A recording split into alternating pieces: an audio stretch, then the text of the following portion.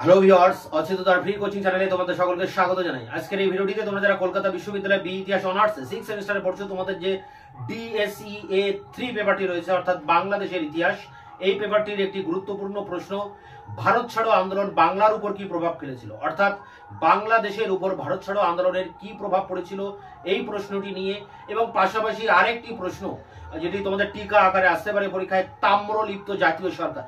এই তাম্রলিপ্ত জাতীয় সরকার এবং বাংলার উপর ভারত ছাড়ো আন্দোলনের প্রভাব, এই দুটি প্রশ্ন একত্রে আমি বিস্তারিত আলোচনা করব এবং আলোচনার শেষে এই দুটি প্রশ্নের উত্তর তোমাদের সামনে তুলে ধরবো। তোমাদের এই পেপারটির একাধিক প্রশ্নের উত্তর আমি ইতিমধ্যে আমার চ্যানেলে আপলোড করেছি, তার লিঙ্ক দেওয়া থাকবে ভিডিও ডেসক্রিপশন বক্সে। এছাড়া তোমাদের আরো অন্যান্য প্রশ্নের উত্তর নিয়ে আমি খুব তাড়াতাড়ি তোমাদের সামনে আবার এসে হাজির হব। তাই আমার এই চ্যানেলটি তোমরা সাবস্ক্রাইব করে রাখবে, বন্ধুদের কাছে শেয়ার করবে, নিজেদের মতামত থাকলে কমেন্ট সেকশনে কমেন্ট করে জানাবে এবং ভিডিওটি ভালো লাগলে অবশ্যই লাইক করবে। তো চলো শুরু করা যাক। আজকের ক্লাসের মূল আলোচনার বিষয় কি আমরা একবার বোর্ডে দেখে নিই। দেখো এখানে দেওয়া আছে CU BA history honours 6 same DSEA 3 অর্থাৎ বাংলাদেশের ইতিহাস। এখানে 20 নম্বরের একটা ইম্পর্টেন্ট প্রশ্ন, 1942 এর ভারত ছাড়ো আন্দোলন, এই আন্দোলনে বাংলার উপর কি প্রভাব ফেলেছিল, বাংলাদেশের উপর ভারত ছাড়ো আন্দোলনের প্রভাব। এবং পাশাপাশি 5 নম্বরের একটি প্রশ্ন, তাম্রলিপ্ত জাতীয় সরকার, এই প্রশ্নটির সাথে কিন্তু এই প্রশ্নটির লিঙ্ক রয়েছে। দুটি প্রশ্নের মধ্যে অনেক মিল আছে। বাংলাদেশের উপরে ভারত ছাড়ো আন্দোলনের প্রভাব পড়েছিল ব্যাপকভাবে এবং তার ভিতর দিয়ে বাংলাদেশে তাম্রলিপ্ত জাতীয় সরকার তৈরি হয়। তাই ভারত ছাড়ো আন্দোলনের ভিতর দিয়েই এই সরকারটি প্রতিষ্ঠিত হয়। তাই বাংলার উপর তার প্রভাব নিয়ে আলোচনা করতে গেলে তাম্রলিপ্ত জাতীয় সরকারকেও কিন্তু আলোচনা করতে হবে। দেখো এই ভারত ছাড়ো আন্দোলন 1942-এর ভারত ছাড়ো আন্দোলনের আগে তোমাদের CC 13 পেপারে কিন্তু ইম্পর্টেন্ট, একদম প্রথম প্রশ্ন, ইম্পর্টেন্ট প্রশ্নই হচ্ছে 1942-এর ভারত ছাড়ো আন্দোলন। এবং সেই প্রশ্নটি নিয়েও আমি ভিডিও ক্লাস দিয়েছি, বিশদে আলোচনা করেছি। তাই তোমরা ভারত ছাড়ো আন্দোলন সম্পর্কে যদি বিস্তারিত জানতে চাও তাহলে আমার এই ভিডিওটি তোমরা অবশ্যই দেখে নেবে। ভারত ছাড়ো আন্দোলনকে কি বিপ্লব বলা যায়, বা ভারত ছাড়ো আন্দোলনে জনগণের স্বতঃস্ফূর্ত অংশগ্রহণ। দেখো এখানে বাংলার উপর ভারত ছাড়ো আন্দোলন কি প্রভাব ফেলেছিল সেটা নিয়ে আলোচনা করতে গেলে আগে আলোচনা করতে হবে ভারত ছাড়ো আন্দোলনের বিষয়ে। দেখো ভারত ছাড়ো আন্দোলন 1942-এ শুরু হয় আগস্ট মাসে, তাই এটাকে বলা হয় 1942-এর আন্দোলন, বা একে বলা যায় আগস্ট বিপ্লব। কেন বিপ্লব বলা হচ্ছে?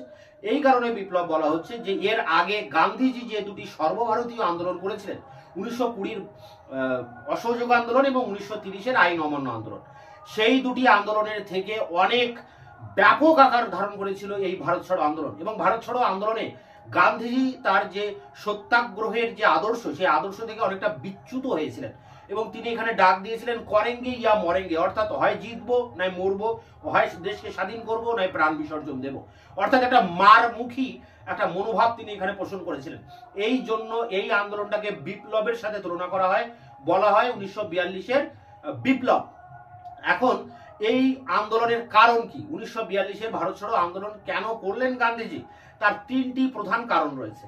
প্রথম কারণ সেটি হচ্ছে যে ক্রিপস মিশন। এর আগে ক্রিপস মিশন ভারতে আসে এবং ভারতীয়দের সাংবিধানিক অধিকার দেওয়া যায় কিনা তা নিয়ে সে একটা বিস্তারিত আলোচনা করে ভারতীয়দের সাথে, এবং তার ভিতর দিয়ে সেটা রিপোর্ট প্রকাশ করে। সেই রিপোর্ট ছিল হতাশাজনক, অর্থাৎ ক্রিপস মিশন ভারতীয়দের আশা আকাঙ্ক্ষা পূরণ করতে পারেনি। ভারতের জাতীয় কংগ্রেস, মুসলিম লীগ কেউই কিন্তু ক্রিপসের প্রস্তাবকে মেনে নেয়নি। তাই গান্ধীজি বলেছিলেন ক্রিপস প্রস্তাব ছিল একটা ফেল পড়া ব্যাংকের উপর চেক কাটার সামিল, এবং ক্রিপসকে বলেছিলেন যে পরের প্লেন ধরে সেই জন্য তাড়াতাড়ি আবার ইংল্যান্ডে চলে যায়। অর্থাৎ ক্রিপস মিশনের ব্যর্থতা ভারতীয়দের হতাশ করে এবং ভারতের জাতীয়তাবাদী নেতারা আরেকটি গণমুখী আন্দোলন পরিচালনা করার জন্য তৎপর হয়। ঠিক এই সময় 1942-এর এই সময় দ্বিতীয় বিশ্বযুদ্ধ চলছে। দ্বিতীয় বিশ্বযুদ্ধে জাপান, সিঙ্গাপুর, মালয়, ব্রহ্মদেশ এইসব দেশগুলি একের পর এক জয় করে নিয়ে ভারতের দিকে অগ্রসর হচ্ছে, অর্থাৎ ভারতের নিরাপত্তার একটা প্রশ্ন দেখা দেয় এবং ভারতীয়রা নিরাপত্তাহীনতায় ভোগে এবং সেই জায়গা থেকে তারা কিন্তু একটা সংঘবদ্ধ আন্দোলনের দিকে এগোতে থাকে। 3 নম্বর কারণটা কি, দ্বিতীয় বিশ্বযুদ্ধে ভারতের উপর একটা বিরূপ ব্যাপক প্রভাব পড়ে, ভারতের অর্থনীতির উপরে প্রভাব পড়ে, অর্থাৎ জিনিসপত্রের দাম অত্যাধিক পরিমাণে বৃদ্ধি পায়, দ্রব্য মূল্যের অস্বাভাবিক এই মূল্য বৃদ্ধি, মানে নিত্য প্রয়োজনীয় জিনিসের আকাল দেখা দেয়। মানুষ এই দ্রব্য মূল্যের সাথে এঁটে উঠতে পারে না, মানুষের জীবন দুর্বিষহ হয়ে পড়ে, মানুষ এর প্রতিকার চাইছিল এবং একটা গণমুখী আন্দোলনের জন্য সবাই কিন্তু মুখিয়া বা মারমুখী হয়ে উঠেছিল। তাহলে এই তিনটি কারণের জন্যই কিন্তু 1942-এর ভারত ছাড়ো আন্দোলনটি হচ্ছে। অর্থাৎ আমরা আলোচনা করলাম কি পটভূমি নিয়ে। এরপরে যেটা করবো সেটা হচ্ছে প্রস্তাব পাশ। তাহলে ভারত ছাড়ো আন্দোলনটা করতে হবে।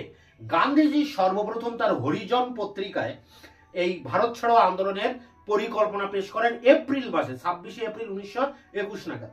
এরপর অল ইন্ডিয়ার যে নিখিল কংগ্রেস কমিটি, সেই কমিটির অধিবেশনে 8ই আগস্ট এই ভারত ছাড়ো আন্দোলনের প্রস্তাব পাশ হয় এবং বলা হয় যে পরের দিন অর্থাৎ 9ই আগস্ট থেকেই কিন্তু আন্দোলনটা শুরু হবে। তাহলে ভারত ছাড়ো আন্দোলনের প্রস্তাব নিয়েছিলেন গান্ধীজি এবং সেই প্রস্তাব নিখিল ভারত, প্রথমে ওয়ার্কিং কমিটিতে আলোচনা হয় কংগ্রেসের এবং তারপরে নিখিল ভারত যে Congress committee, all India Congress কমিটিতে এটা পাশ হয় এবং পরের দিন আন্দোলনটা ঘোষণা করা হয়। এর সঙ্গে সঙ্গে ব্রিটিশরা কি করে, এই আন্দোলন ব্রিটিশের কাছে চলে যায়, এই আন্দোলনের খবর। তখন ব্রিটিশ সরকার বুঝতে পারে একটা ভয়াবহ আন্দোলন হতে চলেছে, তাই রাতারাতি অর্থাৎ 8ই আগস্টের মধ্যরাতে গান্ধীজি, প্যাটেল, নেহেরু, মৌলানা আজাদ সহ একাধিক নেতাকে, প্রথম সারির কংগ্রেসের নেতাদেরকে রাত্রেবেলায় গ্রেপ্তার করে কারাগারে নিক্ষেপ করা হয় যাতে আন্দোলনটা তারা করতে না পারে। কিন্তু পরের দিন এই খবর যখন জনমানুষে ছড়িয়ে পড়ে তখন মানুষ স্বতঃস্ফূর্তভাবে এই আন্দোলনে অংশগ্রহণ করে, তারা রাস্তায় নামে এবং একটা আন্দোলন গড়ে তোলে। এবং এক্ষেত্রে যারা স্থানীয় স্তরের নেতা ছিলেন, বিভিন্ন প্রাদেশিক স্তরে কংগ্রেসের নেতা ছিলেন, যেমন অরুণা আসফ আলী, সুচেতা কৃপালনী, জয়প্রকাশ নারায়ণ, অচ্যুত পট্টবর্ধন, সুশীল ধারা, নানা পাতিল, এরকম বিভিন্ন স্তরের নেতা, যেমন আসামে কনকলতা বড়ুয়া, মেদিনীপুরের মাতঙ্গিনী হাজরা, এনাদের নেতৃত্বে আন্দোলনটা পরিচালিত হয়। নেতা নেই কিন্তু, মানে সঠিক অর্থে নেতা নেই, প্রথম সারির নেতা নেই, কিন্তু জনগণ এই ব্রিটিশ শাসনের শোষণে অত্যাচারিত হয়ে, জর্জরিত হয়ে তাদের সহ্যের বাঁধ ভেঙে যায়, তারা মারমুখী হয়ে ওঠে, তারা রাস্তায় নামে এবং আন্দোলনে সামিল হয়। এবং জনগণ এই গান্ধীজির করেঙ্গে ইয়া মরেঙ্গের এই ডাক, অর্থাৎ ভারত ছাড়ো আন্দোলনের যে প্রস্তাব পাশ হয়েছিল উনি জাতীয় কংগ্রেসের অধিবেশনে, সেখানে গান্ধীজি বলেছিলেন যে ভারতকে অবিলম্বে স্বাধীন করতে হবে, ব্রিটিশকে এবার ভারতকে স্বাধীনতা দিতেই হবে, যতক্ষণ না আমি স্বাধীনতা অর্জন করব ততক্ষণ আমি আন্দোলন চালিয়ে যাব আমার মৃত্যু না হওয়া পর্যন্ত। অর্থাৎ তিনি ডাক দিয়েছিলেন করেঙ্গে ইয়া মরেঙ্গে, হয় করব, নয় হয় জিতবো, নয় মরবো। তা গান্ধীর এই ডাক অর্থাৎ করেঙ্গে ইয়া মরেঙ্গের এই শপথ বাক্যকে সামনে রেখে জনগণ স্বতঃস্ফূর্তভাবে অংশগ্রহণ করে। সমাজের সমস্ত স্তরের মানুষ, বড় লোক, গরিব লোক, মধ্যবিত্ত, চাষি, কৃষক, শ্রমিক, দোকানদার, ভবঘুরে, মুটে, মজদুর, ছাত্র, সমস্ত শ্রেণী, এমনকি নারীরাও পর্যন্ত এই আন্দোলনে কিন্তু ব্যাপকভাবে অংশগ্রহণ করেছিল। তাই বলা হয় যে 1942-এর ভারত ছাড়ো আন্দোলন ছিল একটা গণ অভ্যুত্থান। এই 1857 সালে যে রিভল্ট, মানে সিপাহী বিদ্রোহ হয়, তারপরে ভারতের সব থেকে বড় আন্দোলন হয়েছিল কিন্তু এই ভারত ছাড়ো আন্দোলন। এবং ভারত ছাড়ো আন্দোলন ছিল ভারতের জাতীয়তাবাদী আন্দোলনের সর্বাপেক্ষা বড় বিস্ফোরণ। জাতীয়তাবাদী আন্দোলনের সর্বাপেক্ষা বহিঃপ্রকাশ ছিল এই ভারত ছাড়ো আন্দোলন। তাই লর্ড লিনলিথগো ব্রিটিশ প্রধানমন্ত্রী চার্চিলকে বলেছিলেন যে অবিলম্বে যদি এই আন্দোলন দমন না করা যায় তাহলে ভারতে তাদের দিন শেষ। এটা কিন্তু ব্রিটিশরা বুঝতে পেরেছিল। অর্থাৎ 1942-এর ভারত ছাড়ো আন্দোলন একটা ব্যাপক আকারে সর্বভারতীয় স্তরে এই আন্দোলনটা পরিচালিত হয়। জনগণ এই আন্দোলনে করেঙ্গে ইয়া মরেঙ্গের ডাককে সামনে রেখে তারা আন্দোলনে ঝাঁপিয়ে পড়ে এবং এখানে কে আগে দেশের জন্য আত্মবলিদান করবে সে তার জন্য যেন একটা কাড়াকাড়ি পড়ে যায়। একথা জেলে বসে বলেছিলেন জওহরলাল নেহেরু যে কিসের মন্ত্র বলে, কোনো নেতা নেই, জনবল নেই, কিন্তু কিসের মন্ত্র বলে জনগণ এইভাবে নিজের আত্মকে বলিদান করার জন্য ঝাঁপিয়ে পড়ছে। হ্যাঁ, এর উত্তর একটাই, জাতীয়তাবাদ। জাতীয়তাবাদের তাড়নায় দেশকে স্বাধীন করার জন্য, দেশ মাতৃকাকে স্বাধীন করার জন্য ভারতবাসী এইভাবে আন্দোলনে ঝাঁপিয়ে পড়েছিল এবং নিজেই নিজের নেতা হয়ে উঠেছিল। তা এইভাবে আন্দোলন ব্যাপক আকার ধারণ করলে ব্রিটিশ সরকার কঠোরভাবে এই আন্দোলনকে দমন করার চেষ্টা করে এবং ব্রিটিশ সরকারের দমন পীড়ন নীতির মধ্য দিয়ে এই আন্দোলনটা শেষ পর্যন্ত কিন্তু দমিত হয়। অর্থাৎ এই আন্দোলন ব্যর্থ হয়। ব্যর্থতার মূলে প্রধান কারণ সেটি হচ্ছে ব্রিটিশ সরকারের দমনমূলক নীতি। অর্থাৎ ব্রিটিশ সরকার ব্যাপকভাবে এই আন্দোলনকে দমন করে নিয়েছিল। এখন এই আন্দোলনের বিস্তার যদি আলোচনা করি, এই আন্দোলন কিন্তু ব্যাপকভাবে সারা দেশে ছড়িয়ে পড়ে। অর্থাৎ কানপুর, নাগপুর, যোধপুর থেকে শুরু করে বাংলাদেশ, বিহার, কলকাতা, ঢাকা, মেদিনীপুর, দিনাজপুর, বিভিন্ন জায়গায় ভারতবর্ষের বিভিন্ন প্রান্তে এই আন্দোলন কিন্তু ব্যাপকভাবে ছড়িয়ে পড়ে। বিশেষ করে বাংলাদেশের উপরের প্রভাবটা কি, যেটি আমাদের মূল প্রশ্ন। তা বাংলাদেশের উপর প্রভাব বলতে বাংলাদেশের মেদিনীপুরে তো প্রভাব পড়েছিল, পাশাপাশি আমরা দেখেছি যে দিনাজপুর, বীরভূম এই সব অঞ্চলে যারা সাঁওতাল আদিবাসী তারাও কিন্তু এই আন্দোলনে ব্যাপকভাবে ঝাঁপিয়ে পড়ে।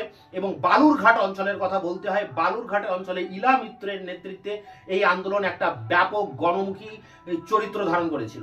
এছাড়া মেদিনীপুরের যদি আমরা কথা বলি, মেদিনীপুরের তমলুক, কাথি এবং মহিষাদল, নন্দীগ্রাম, পটাশপুর এইসব অঞ্চলে আন্দোলন ব্যাপক আকার ধারণ করে। এবং এই সব অঞ্চলের যে থানা, জনগণ এই থানাগুলো আক্রমণ করে, রাস্তাঘাট ধ্বংস করে দেয়, পুল ধ্বংস করে দেয়, ডাকঘর ধ্বংস করে দেয়, সরকারি অফিস আদালতকে ধ্বংস করে দেয়, আইন নিজের হাতে তুলে নেয় এক কথায়।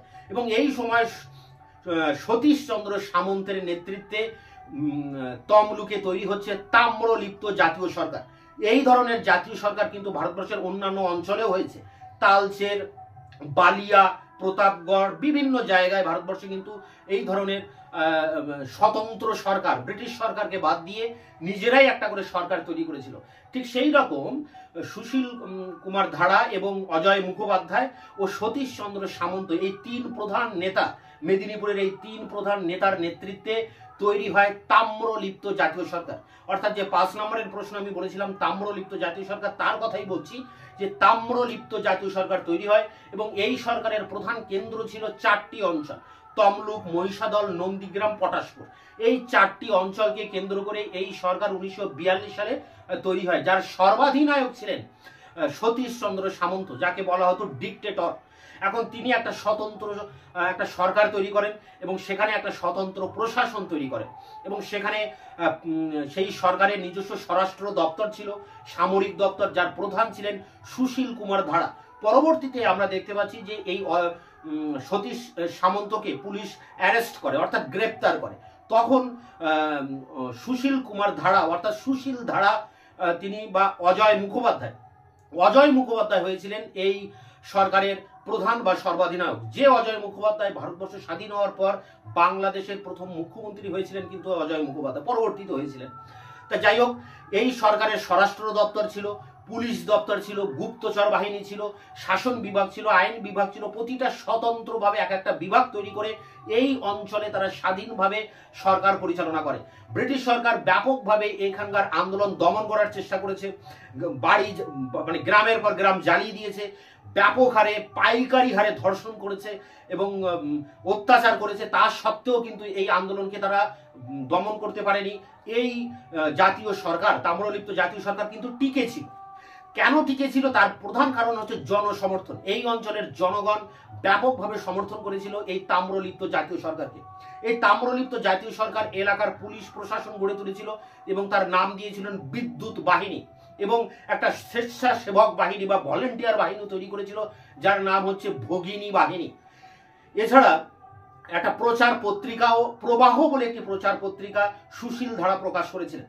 এবং এই সরকারের যে ফান্ডিং, অর্থনৈতিক যে ফান্ড বা অর্থনৈতিক ভিত্তি ছিল কিন্তু বড় লোক যারা ছিল, জমিদার জোতদারদের কাছ থেকে তারা তোলা আদায় করতেন, বিভিন্ন জায়গায় বড় লোকদের কাছ থেকে তারা অর্থ আদায় করতেন। এছাড়া জরিমানা ধার্য করতেন বিভিন্ন অপরাধী ব্যক্তিদের উপর, এবং সেই জরিমানাগ্রস্ত যারা ব্যক্তি বা তাদের পরিবারকে ধরে এনে তাদেরকে আটকে রাখা হতো, জামিন হিসেবে তাদেরকে ধরে রাখা হতো এই জরিমানার অর্থ আদায় করার জন্য। যদিও এই অর্থ নাকি তছরূপের একটা অভিযোগ উঠেছে, তবে অমরেশ ত্রিপাঠী বলছেন যে সুশীল কুমার ধাড়ার যে প্রবাহ পত্রিকা থেকে বোঝা যায় যে না, এই পয়সা বা এই টাকা পয়সার কিন্তু একটা হিসাব ছিল। এবং এই সময় আমরা দেখছি যে মেদিনীপুরে প্রচন্ড একটা ঝড় আসছে, মানে ঝড় হয়েছিল এবং সামুদ্রিক জলোচ্ছ্বাসে এই অঞ্চলটা বন্যা প্লাবিত হয়। এই অর্থ থেকে, মানে এই তাম্রলিপ্ত জাতীয় সরকার তাদের অর্থ থেকেই কিন্তু এই ত্রাণের ব্যবস্থা করেছিল এই অঞ্চলে। তা যাই হোক, এই সরকার বহুদিন টিকে থাকে, প্রায় 2 বছর, এবং শেষ পর্যন্ত যখন ব্রিটিশ সরকার পারেনি এই সরকারকে ব্যর্থ বা দমন করতে, শেষ পর্যন্ত মহাত্মা গান্ধী নির্দেশে এই তাম্রলিপ্ত জাতীয় সরকারের অবসান ঘটে। তা তাম্রলিপ্ত জাতীয় সরকার বাংলাদেশে যদি বলা হয় 1942-এর ভারত ছাড়ো আন্দোলনের প্রভাব কি পড়েছিল, সবার আগে বলতে হবে তাম্রলিপ্ত জাতীয় সরকারের কথা, পাশাপাশি দিনাজপুরের কথা বলতে হবে, বীরভূমের কথা বলতে হবে, যেখানকার সাঁওতাল অধিবাসীরা এই আন্দোলনে ব্যাপকভাবে অংশগ্রহণ করে।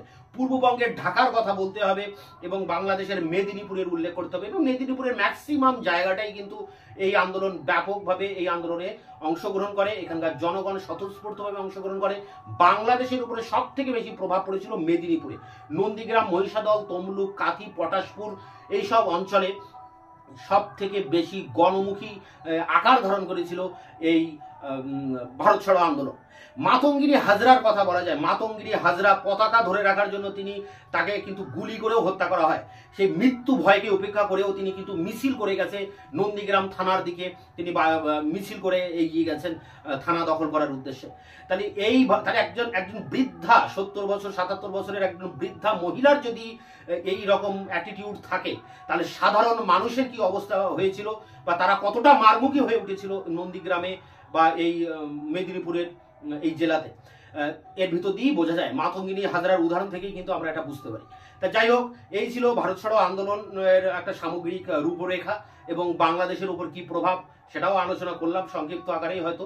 এখন এই দুটি প্রশ্নের উত্তর, অর্থাৎ বাংলাদেশের উপর ভারত ছাড়ো আন্দোলনের কি প্রভাব পড়ে, 20 নম্বরের 1000 ওয়ার্ডের যে অ্যান্সার, এবং পাশাপাশি যে তাম্রলিপ্ত জাতীয় সরকার 5 নম্বরের যে উত্তর 250 ওয়ার্ডের, এই দুটি প্রশ্নের উত্তর নিয়ে আমি একই সাথে অন স্ক্রিনে এবার আলোচনা করব। বাংলার উপর ভারত ছাড়ো আন্দোলনের প্রভাব 20 নম্বরের প্রশ্ন, আর তাম্রলিপ্ত জাতীয় সরকার 5 নম্বরের প্রশ্ন। দুটি প্রশ্নের উত্তরই আমি একই ভিডিওতে আলোচনা করছি, তবে তাম্রলিপ্ত জাতীয় সরকার একদম শেষে আমি কিন্তু এই তাম্রলিপ্ত জাতীয় সরকারের 5 নম্বরের উত্তরটি দেব। আগে দেব আমি বাংলার ভারত ছাড়ো আন্দোলনের প্রভাবের যে 20 নম্বরের উত্তর আছে সেই উত্তরটি। তা দেখো, এখানে উত্তরটি তোমরা এইভাবে লিখবে। 1942-এর ভারত ছাড়ো আন্দোলন বা আগস্ট আন্দোলনে ভারতীয় জাতীয় সংগ্রাম সর্বোচ্চ পরিণতি অর্জন করে এবং ব্যাপকতা ও গভীরতা দিক থেকে এই আন্দোলন 1857 সালের মহাবিদ্রোহের সাথে তুলনীয়। বস্তুত এই আন্দোলন হলো ভারতের মুক্তি সংগ্রামের চূড়ান্ত পর্যায়। তাই বড়লাট লর্ড লিথগো ব্রিটিশ প্রধানমন্ত্রী চার্চিলকে জানিয়েছিলেন 31 আগস্ট 1942, এই বিদ্রোহ দমনে ব্যর্থ হলে ভারতে ব্রিটিশ স্বার্থ চিরতর বিপন্ন হয়ে পড়বে। পরের প্যারা দেখো, দ্বিতীয় বিশ্বযুদ্ধকালীন এই অভ্যুত্থানের পটভূমিকায় দুটি বিষয় পরিলক্ষিত হয়। প্রথমত, ক্রিপস মিশন ভারতের রাজনৈতিক অচলাবস্থার অবসান ঘটাতে ব্যর্থ হয় এবং ভারতের সকল রাজনৈতিক দল, কংগ্রেস, হিন্দু মহাসভা, মুসলিম লীগ ক্রিপসের সূত্রগুলি প্রত্যাখ্যান করে। তাই ক্রিপস ভারতের রাজনীতিতে এক নৈরাশ্যজনক পরিস্থিতির সৃষ্টি করে। দ্বিতীয়ত, 1942 সাল থেকে এক সংকটজনক পরিস্থিতিতে দক্ষিণ পূর্ব এশিয়ায় জাপান অপ্রতিহত গতিতে অগ্রসর হয় এবং একে একে সিঙ্গাপুর, ব্রহ্মদেশ, মালয়, জাপানের পদানত হয়। উদ্ভূত পরিস্থিতিতে ভারতবাসীর নিরাপত্তার প্রশ্নটি গুরুত্বপূর্ণ হয়ে ওঠে। জাতীয় কংগ্রেস এ সময় সংঘবদ্ধ গণসংগ্রামের কর্মসূচি গ্রহণের বিষয়ে তৎপর হয়। পরের প্যারা, 26 এপ্রিল 1942 তারিখে গান্ধীজি হরিজন পত্রিকায় ভারত ছাড়ো পরিকল্পনা প্রথম ব্যক্ত করেন। 8ই আগস্ট জাতীয় কংগ্রেস মুম্বাইতে নিখিল ভারত কংগ্রেস কমিটি গান্ধীর ভারত ছাড়ো প্রস্তাব গ্রহণ করে। প্রস্তাবটিতে বলা হয়, ভারতের জাতীয় স্বার্থের প্রয়োজনে অবিলম্বে ভারতে ব্রিটিশ সরকারের স্থলে জাতীয় সরকারের প্রতিষ্ঠা করতে হবে। পূর্ণ স্বাধীনতা ছাড়া ভারতবাসী অন্য কিছুতেই তুষ্ট হবে না। ভারতের স্বাধীনতা অর্জনের বিষয়ে তারা বদ্ধপরিকর এবং এজন্য তারা আত্মবলিদানে প্রস্তুত।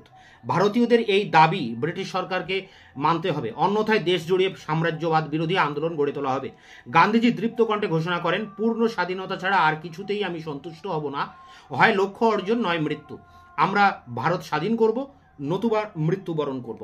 পরের প্যারায় দেখো কি বলা হচ্ছে, ভারতের জাতীয় আন্দোলনের এই নবতর দিকটি সম্পর্কে সতর্ক হয়ে ব্রিটিশ রাজ অঙ্কুরেই আন্দোলন বিনষ্ট করে দেওয়ার বিষয়ে তৎপর হয়। 9ই আগস্ট প্রত্যুষে গান্ধী, প্যাটেল, নেহেরু সহ কংগ্রেস ওয়ার্কিং কমিটির সদস্যরা গ্রেপ্তার হলো। এই সংবাদ ছড়িয়ে পড়ার সাথে সাথে ভারত ছাড়ো আন্দোলন শুরু হয়ে যায়। নেতারা কারান্তরালে চলে যাওয়ার সাথে সাথে সাধারণ মানুষ আন্দোলনের পুরোভাগে এসে যায়।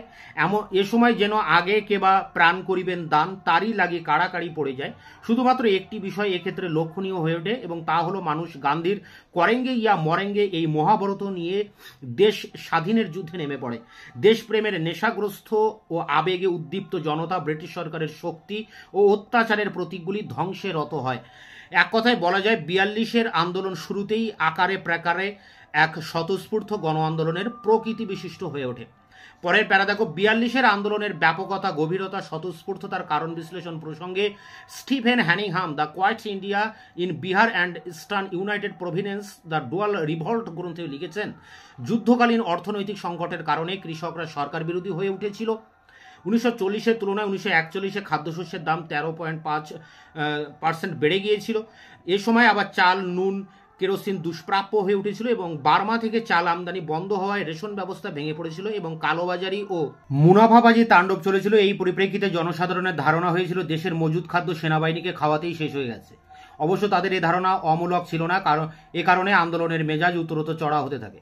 প্যারা করে যুদ্ধকালীন সার্বিক সংকট এবং দেশপ্রেমের উন্মাদনার কারণে প্রায় সকল দেশ শ্রেণী ও সকল স্তরের মানুষজন করেঙ্গি ইয়া মরেঙ্গে আন্দোলনে সামিল হয়।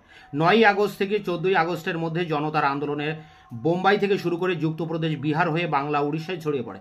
সাতারা, গুজরাট, বারাণসী, গোরখপুর, বিহারের কয়েকটি অঞ্চলে বাংলার মেদিনীপুর জেলার কাথি ও তমলুক মহকুমা গণবিদ্রোহের আগ্নেয়গিরিতে পরিণত হয়।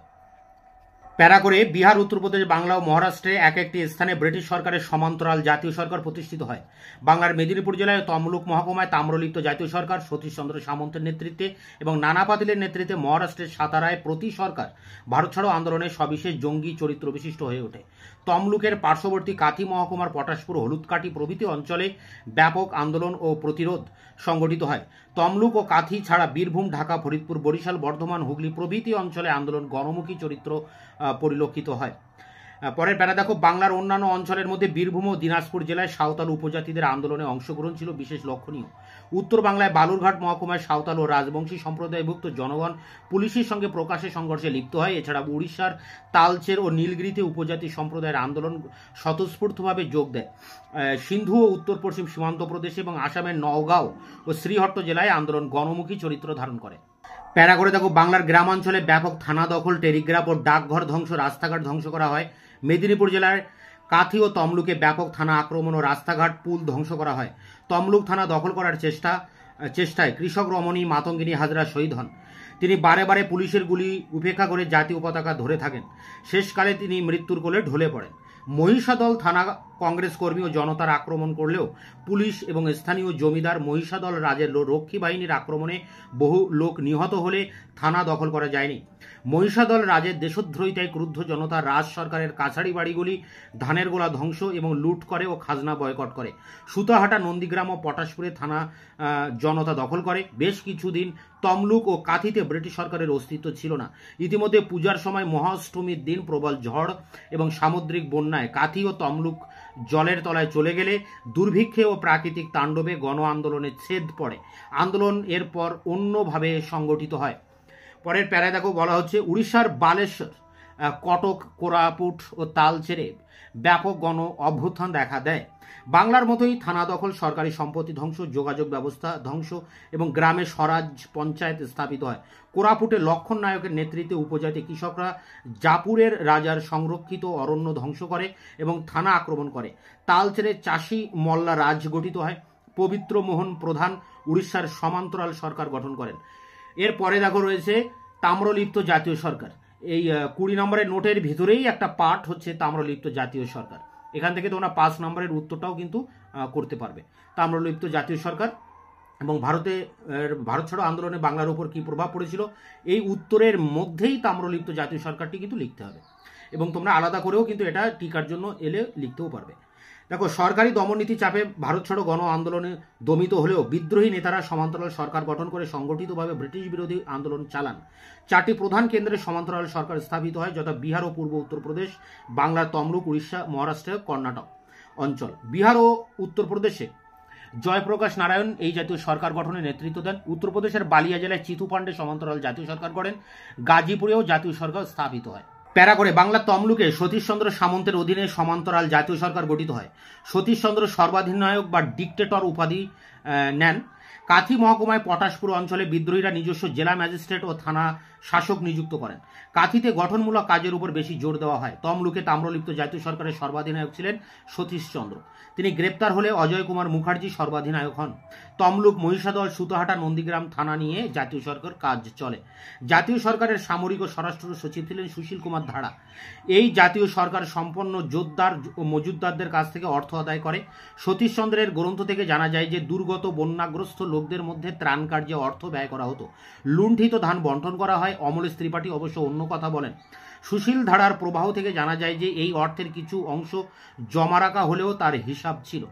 এবং শেষ প্যারা দেখো, জাতীয় সরকার ব্রিটিশের গোয়েন্দাদের কোনো কোনো ক্ষেত্রে হত্যা করে।